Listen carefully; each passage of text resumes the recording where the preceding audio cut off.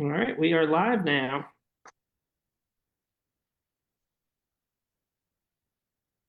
Well, so thank you, everybody, coming to you live again tonight for the conclusion of the Ken Burns documentary, The American Revolution. This was the sixth and the final episode. Went a little long, so that's why we're coming to you a little bit later tonight. But this had a lot to wrap up in the last you know, from 1780 all the way up into the Constitutional Convention and the Bill of Rights. So it was a jam packed episode. They were covering a whole lot of information from all across the country, from all sorts of different perspectives. And yeah, so I think we'll do kind of like what we did doing the past few nights, and kind of go around the horn and see what people thought of this episode tonight. Tonight we're actually joined by a couple people who have been here on previous nights. We got with from Emerging Revolutionary War, Kevin Pollock, and also Kate Egner, who've been on here for some of the previous ones. And we're also introducing Mark Wilcox with Emerging Revolutionary War, who was one of the co-authors of our Camden book that covers the Battle of Camden, which of course is covered in tonight's episode. So I'd like to hear what he thought about that, and also what he thought about the series overall. So actually, why don't we start with you, Mark? Give us kind of your view of what you thought of this series in totality, and also what you thought about tonight's episode specifically. Gotcha. Hey, I missed the last part of it. Did we win the revolution? Nah, I'm just joking. Um, yeah, it's been I've really enjoyed the series. I really have. Well, let's just talk about Camden, part of the War of the South there in 1780.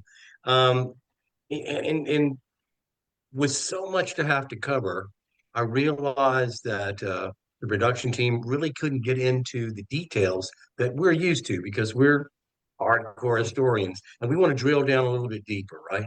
And so I like to a little disappointed in certain ways, and this is not being critical at all, but just because they couldn't reach the detail that we're used to. I did like the maps used for Camden. They did cover the bases, and having co-authored that book on Camden, of course, I'm looking for the big details, which we can't do. But I'm glad that they covered it. And then, of course, moving into the early winter of 1781, being from Richmond, we do talk about Benedict Arnold's raid on Richmond, and I'm glad they covered it. Not a great deal of detail, but I'm glad that they did cover that. Um, my my overall opinion of the series is that it's typical Ken Burns, and I mean that uh, in the best possible way. It was beautifully photographed, first of all, and I liked his use of living historians and some wonderful art, some more modern art, some old prints and so forth from the 19th century as well, and the beautiful music, the soundtrack. It really does, help you capture some of the emotion. What I like probably the best is that the film gives us, or the series gives us those different perspectives. We all grow up, and I'm sure you're like me. You grew up, and it's black and white. Like the Americans are the good guys, and the English are the bad guys, right? And it's so much more to it. And when you see it from different perspectives of of people that may have maybe what I would have done, I'm not sure I would have had the courage to have stepped out to the Patriot or Whig side. I may have probably played it safe and stuck, with the king and stuff. Just been a loyalist. I'm not sure. These are kind of hard questions. I did a program back in the spring, back in April, for my home county, Chesterfield County, and Abington Plantation is associated with Thomas Jefferson. And I played a loyalist. That's the role I was given. And we were debating Lord Dunmore's seizure of the powder and whether or not the militia should be used to go and march on Williamsburg. And then riders, three riders come along with news from Boston depicting how Chesterfield County and its citizens and militia got news of the fighting at Lexington and Concord. And now there's a new argument. So, I'm going from the perspective of supporting Lord Dunmore and then asking ourselves these questions now that shots have been fired, wondering if British regulars have been hit, if they've been killed. What is this plunging us into? And one of my friends was playing a militiaman. And we did 3 shows. And in between one of the shows, he came up to me and said, I was a loyalist. And he said, I found myself getting angry at you. But he realized there's more than one perspective. There's a whole lot of more argument to consider. Not just I want to be free, I want to have independence, but what does that mean for myself and my family? And I think a lot of that was captured in the series tonight. And I'd love to know what you guys think about that as well. Um, I just like the differing perspectives, also the perspectives of enslaved individuals, free individuals, women, and hearing their voices. And I just thought I thought it really did a great job covering those bases, but it's not for the hardcore historian, right? It's for people who know not a whole lot of detail about the American Revolution. And hopefully, this is going to whet some appetites for people to want to dig into this a little bit further, just the way that his series on the Civil War did so many years ago. I'm not sure any of you guys were even alive when that happened in the early 90s, but I was. And but it really did open up a great deal of interest in the American Civil War. And I'm really hoping as we're getting into America's 250th. I'm really hoping that this is going to really persuade some people to get into the American Revolution, to do some their own research and start digging down deeper, if that makes any sense. I think I think it's been outstanding. It's not exactly what I'm not sure what I was hoping for, but um, as far as the detail is concerned, but I think overall, I thought he did a really, really fine job. Yeah. What about you, Kate? What did you think? I have to agree with Mark that we're not the target audience. That I think if this gets one person interested to learn something more, then it's done its job. I will say that I do have a small bone to pick in that I think where it would have been even more successful in getting people more interested in the revolution is I felt like a lot of the landscapes were very anonymous. I felt like, we could have spent a lot more time, panning across the landscapes that are still around us today in our communities, that are, that are still preserved from the American Revolution. I felt like a lot of um, there wasn't a lot of attention paid to you can go and you can visit Camden. You can go and visit Valley Forge. I felt like a lot of the B-roll was kind of generic. And I think in that way, it did kind of a disservice to how the memory of the revolution, the legacy of the revolution, um, really is around us today. And I really wish that they would have been a little bit more transparent about the landscapes that are still around us. I was really floored by how it ended with all of these flashes of modern America, when they didn't spend and really like iconic images of the United States, but they didn't spend an equal amount of time on iconic images of the landscapes that are around from the 18th century that we can go and commune with, to learn more, to connect with these stories in this history.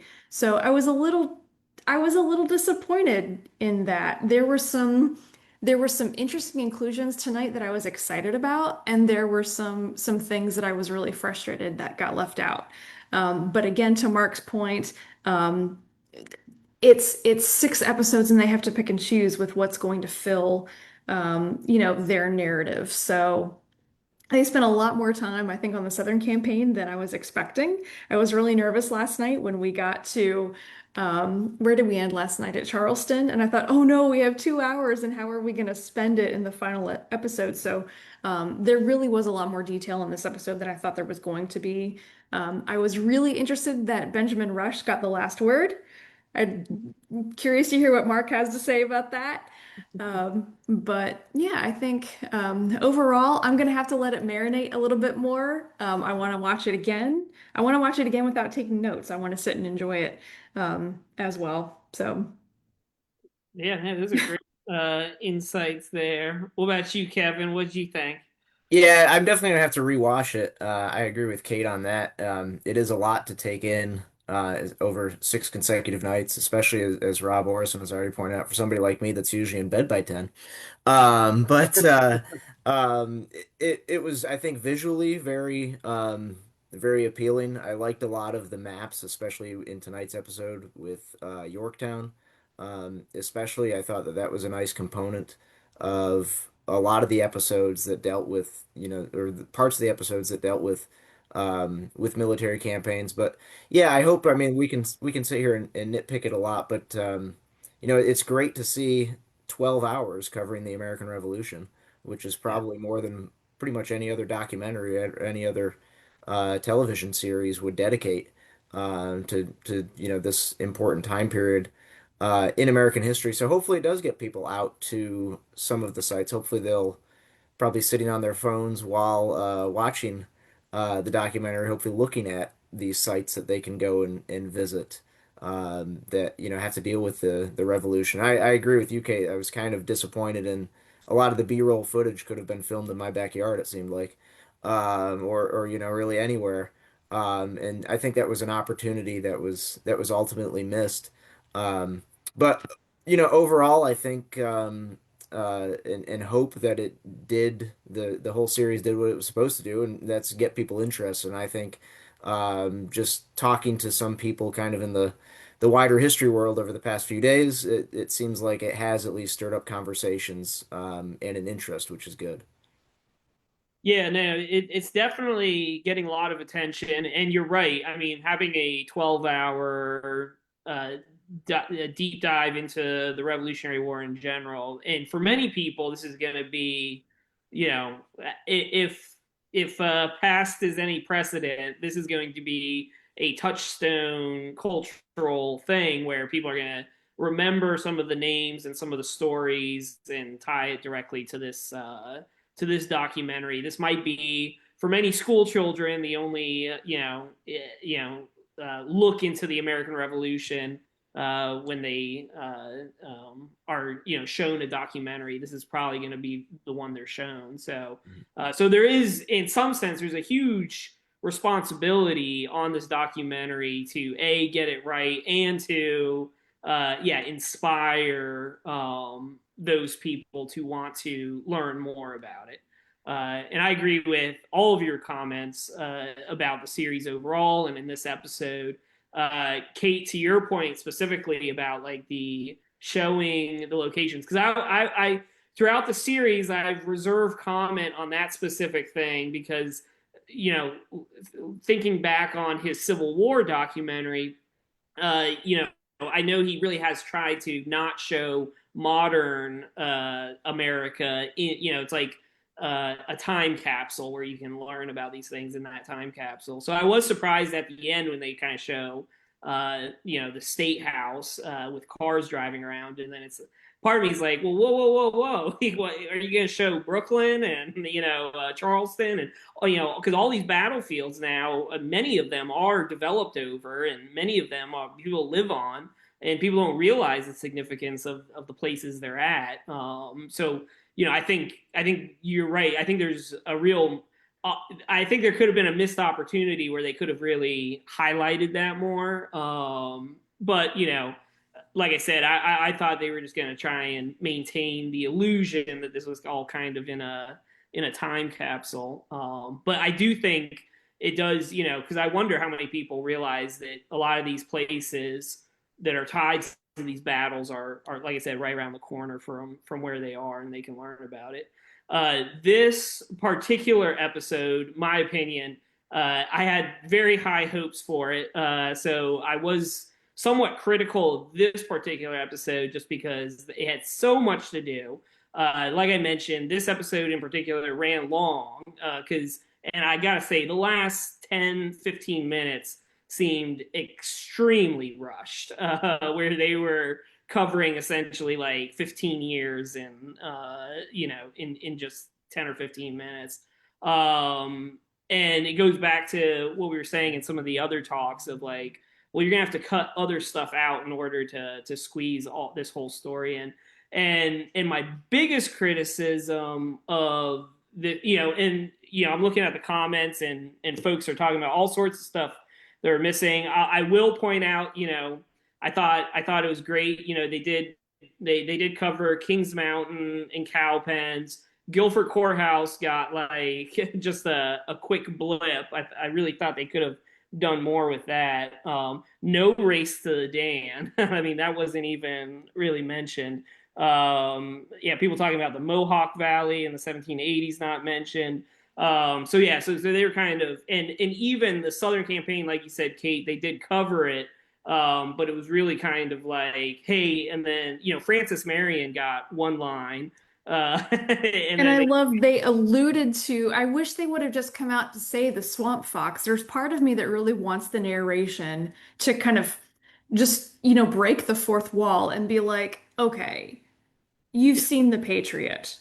Like I just because there are so many, and I feel like there are so many touch points that yeah, even if you're just vaguely aware of this history, you're culturally aware from like a pop culture perspective of a lot of these things. And there are just so many moments where I just wanted to be like, but you've seen, you may not have heard of Francis Marion, but I know you've heard of Benjamin Martin. I know you've seen The Patriot, but you might not have heard of, you know who Mel Gibson is. We're going to talk about Francis Marion. There are just so many little moments like that, or even last night's failure to mention or engage with the Molly Pitcher mythology, whether naming an actual woman or even just engaging with this idea that we have a mythology surrounding the fact that there is a woman there, assisting, her husband who is an artillerist. There's so many of those little touch points I wish we would have just been able to expound upon to, again, just kind of meet people where they are to be like, but look, you can go learn more. yeah. No, I totally agree, and I'll and going back to, like I said, my and one of my big criticisms about this, and this is something we talked about last night, and I kind of want to get your all's opinion on this as well, and that is, Ken Burns said, yeah, the American Revolutions, other than the birth of Christ, is the most significant event in world history. Uh, did he succeed in showing that through this documentary? Uh, and I would say he didn't, based on this last episode. I don't think there. I think there was one montage where they kind of said, "Oh, and then they just had shots of D-Day and other liberation movements, that kind of thing." But again, to Kate's point, it wasn't explicitly stated. Like, this was so significant because all and they alluded to the French Revolution or Europe in general, but they didn't really talk about, like, it launched liberty movements in Ireland and Poland, and I mean, you start going through the whole list of every, I mean, it was just so significant. And they do mention that like it led to some of these other liberty movements, but it doesn't you don't walk away totally inspired, like, that's why this is so significant, I need to know more about this. So I thought that was one of the goals of this thing, as far as, like we said, to inspire people to want to learn more about it. I don't know, and again, we're not the audience, we're subject matter experts on this topic, so I don't know if people who aren't subject matter experts will walk away inspired to want to learn more. But from my opinion, I don't think I would walk away necessarily inspired. But I don't know. What did you guys think?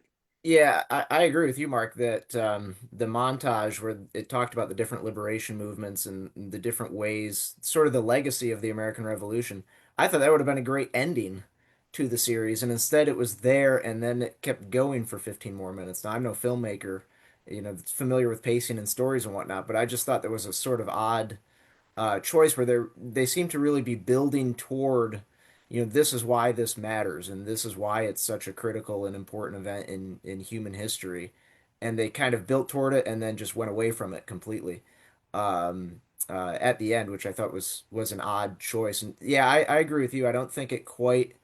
I think the ball was almost teed up. It was put on the tee, and somebody swung and missed. In terms of really driving the point home. What about you, Well, Mark? it ran long as well, and it's just I guess this is something you're going to have to deal with when there is so much material to have to cover to try to stretch yourself to hit on a great many things without going into the detail that we would have all liked to have seen. Especially when we're talking about the war in the South, when you know all that, say, South Carolina is doing with their Liberty Trail to rediscover their Revolutionary War past because it's been overshadowed by the Civil War past.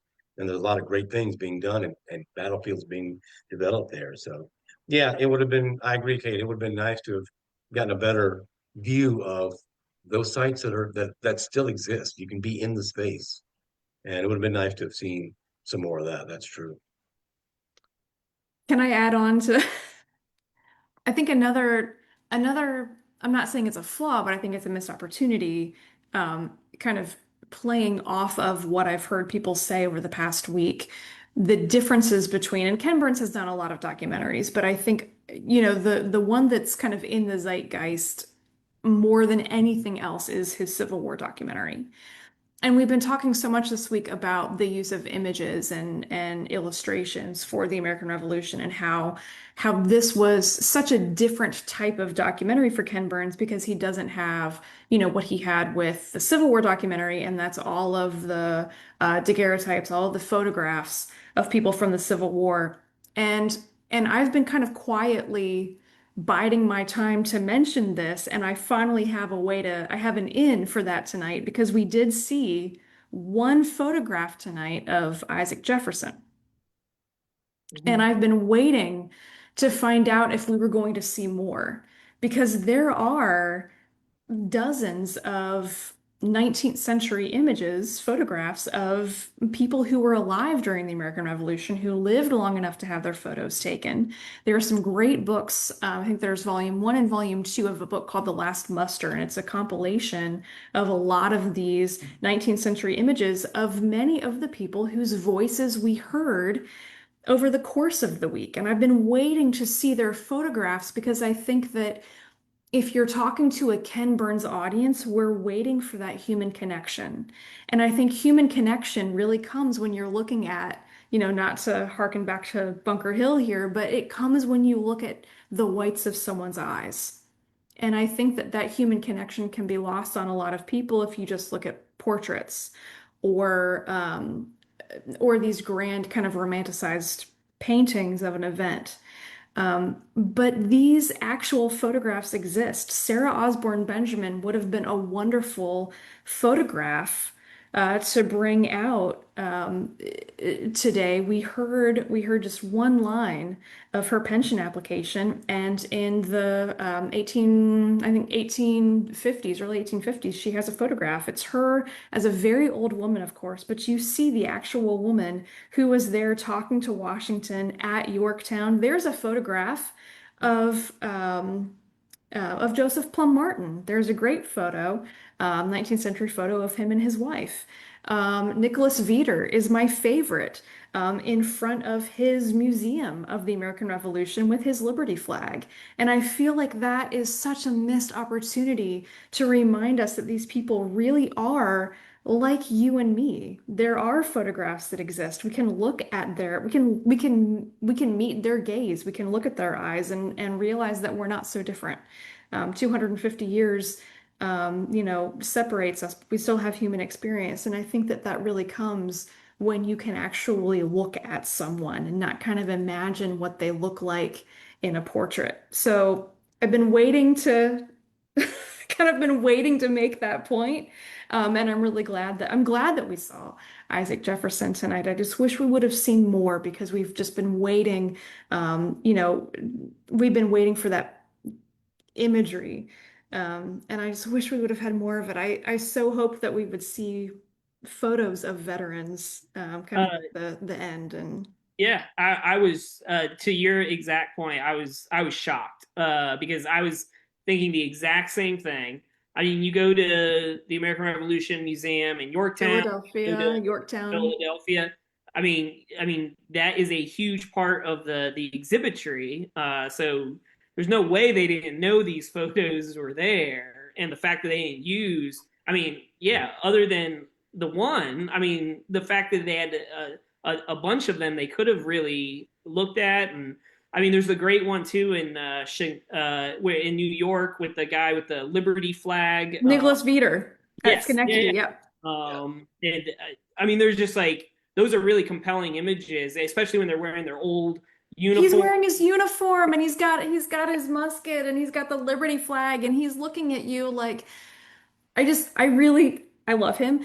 Um, he's looking at you like I want to tell you my story, Mm-hmm. you know? And, And he's bringing you in and I almost wish at at the museum in Philadelphia, you end your experience of the Museum of the American Revolution by looking at a beautiful collage of all of these faces of the Revolution. At the American Revolution or the museum in Yorktown, you start your experience by looking at a collage of these veterans, and I think it just orients you in such a different way where you're kind of immediately forced to reckon with the fact that you are looking at human experience, not just something that you're reading in a textbook that feels far away. And I just thought for sure, I don't want to come down too hard on this series, but I just thought for sure we would engage with that. and also to your point of connecting it to his other documentary, The Civil War, because many of those photographs too were taken during the Civil War in an effort to kind of bring up the memory of the Patriots of '76, and so there was also I mean a huge opportunity to highlight what veterans of the Revolution thought about the Mhm. crisis during the Civil War.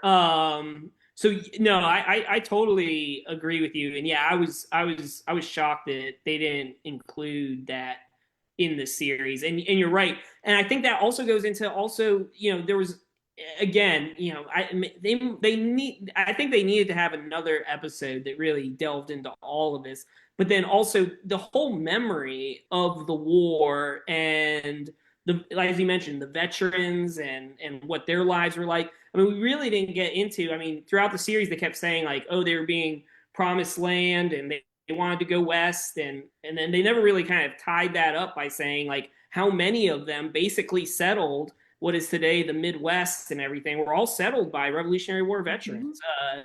Uh, and then yeah, then how it's just really interesting too because going around talking to folks, how the common soldiers were often forgotten about and not remembered, but the leaders were kind of remembered, but it wasn't really until after the Civil War that people started saying, "Hey, remember all these, the common soldiers who actually fought for our liberty." So there was a whole lot I think they could have included in there. But going back to who knows what kind of constraints the filmmakers were in.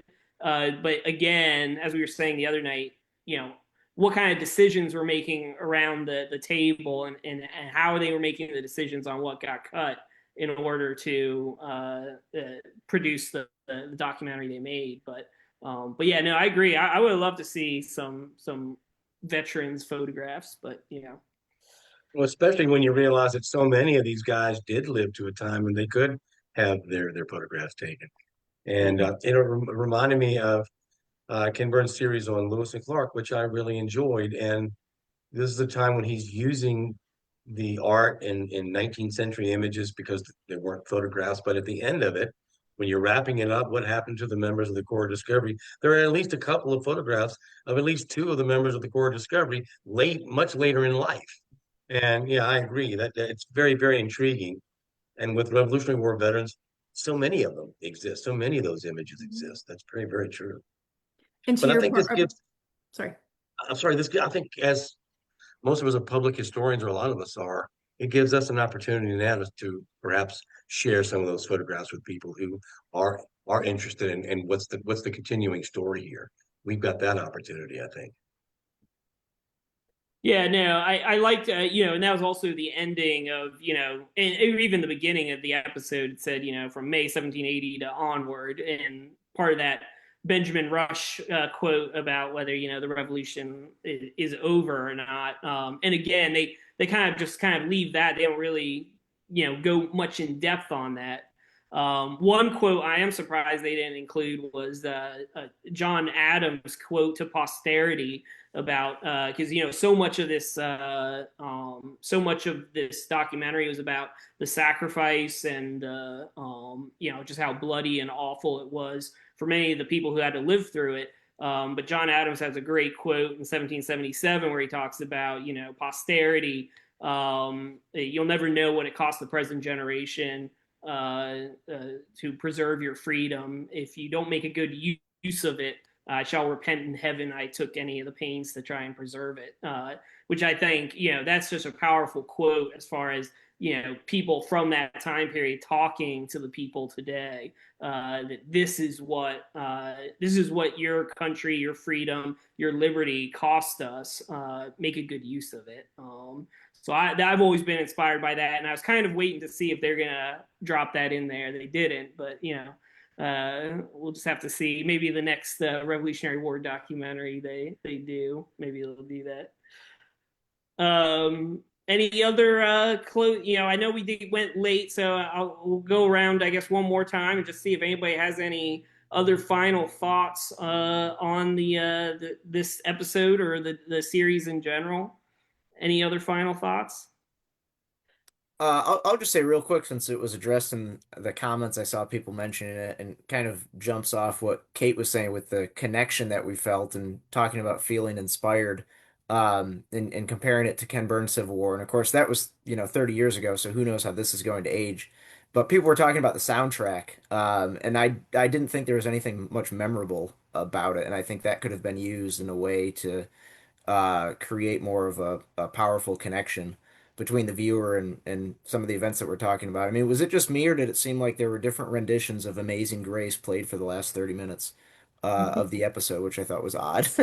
Different choice. I feel like there could have been other period songs that might have been used in that at that point, but just another quick thought. And yeah, why don't everybody give your final grade for the entire series? What you thought? If you were grading it, what would you give this series overall? Ooh. I think a B is fair. For it. I don't think, I think there were high expectations for it. And it's obviously hard to live up to, especially our expectations, for something. I think it did in some instances. I think it was different in a lot of ways than what I thought it was going to be. But I think overall, um, yeah, I think it will drive people to want to learn more about the time period, which I think in the end is something, we should be thankful for. I agree. Mark? I think that is that's what we take away from this. And I enjoyed the soundtrack myself. I enjoyed the music part of it. Just because it kind of taps into your emotions. But I just think it leaves us with a great deal of potential in terms of the interest that it hopefully is going to garner in non-historians to learn to go further and learn these stories. And I'm excited about it. So yeah, Kevin, I'm with you, buddy. I would give it about a B, not a B minus or a B plus, just a flat B. B for effort, but it wasn't exactly what I was hoping for, but it did tell the story, and I think that's going to be beneficial. Kate, any final thoughts? I have a diplomatic but hopefully good answer to that question, and I think it's ask me next week. Mm-hmm. Because for me it's not just the success of the six-part series, but are we still having these conversations next week? And I think if the answer to that is yes, A plus. Mm-hmm. That is a great answer. And especially because the place where you can go to have those conversations is right here with Emerging Revolutionary War, because we are constantly having these discussions. So we definitely welcome everybody. Come check out our website, emergingrevolutionarywar.org. Check out our book series. So if you are so inspired by the series to go out and actually visit the battlefields, you can take your Emerging Revolutionary War guidebook and it'll tell you exactly where the things happened and what happened there. And if you're just online, you can check us out on Facebook, on YouTube, on Spotify. We have a Rev War Revelry series happening every other Sunday evening. We got one coming up next weekend. We're going to be talking about the Battle of Great Bridge. I sat down with Patrick Hannum to talk about the 250th of the Battle of Great Bridge. We're going to be down there for the 250th of the Battle of Great Bridge in just a couple weeks because we are your home for the 250th of the Revolutionary War. And yeah, hey, maybe Ken Burns can get the ERW team into that drawing room so they can make sure they get the right things into the next documentary next time they do it. But overall, no, I think to Kate's point, this is great for the 250th. It's great that people are talking about this.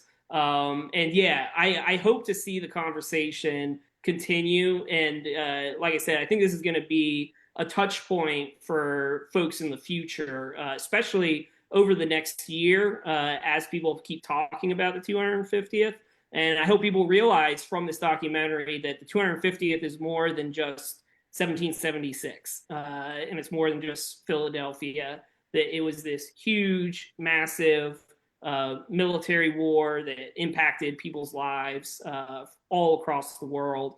It was just such a significant event in world history. So, and we can debate how effective it was or how it wasn't, but this is, like I said, a touch point where hopefully people will keep those conversations going. So, thank you, Kevin, Kate, and Mark for joining us this evening. Thank you to all the viewers listening and watching at home, and we will all see you later.